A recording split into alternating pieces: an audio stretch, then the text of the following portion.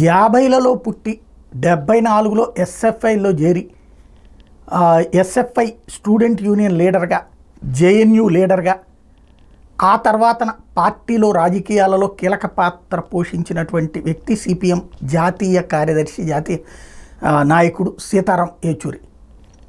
ఇక్కడ జాతీయ ప్రధాన కార్యదర్శిగా చేసినటువంటి పిన్న వయస్కుడిగా అందరూ ఆయన గుర్తించారు. ఇంకొకటి, ఎప్పుడు యాక్టివ్గా ఆరోగ్యంగా ఉండటం, నవ్వుతా మాట్లాడుతూ ఉండటం, ఏ అంశం మీదనైనటువంటి అయినా సరే డీప్ స్టడీ చేయటం, ఎవరితో మాట్లాడినా తను అహాన్ని ప్రదర్శించకపోవడం సీతారాం ఏచూరి గారి దగ్గర ఉన్నటువంటి మంచి లక్షణం.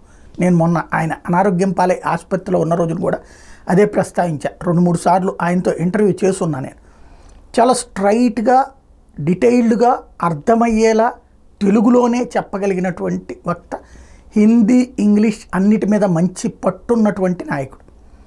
ఆయన గత 4-5 రోజులుగా అనారోగ్యంతో ఎయిమ్స్లో ట్రీట్మెంట్ తీసుకుంటూ ఇవాళ పరంపదించారు. అయితే ఆయన దగ్గర ఒక గొప్పతనం ఏంటంటే, ఆయనలో ఉన్నటువంటి తన భావజాలపు ఉద్దేశం కావచ్చు, శరీరం అన్నటువంటి దాన్ని వైద్యులకి డొనేషన్ చేశారు.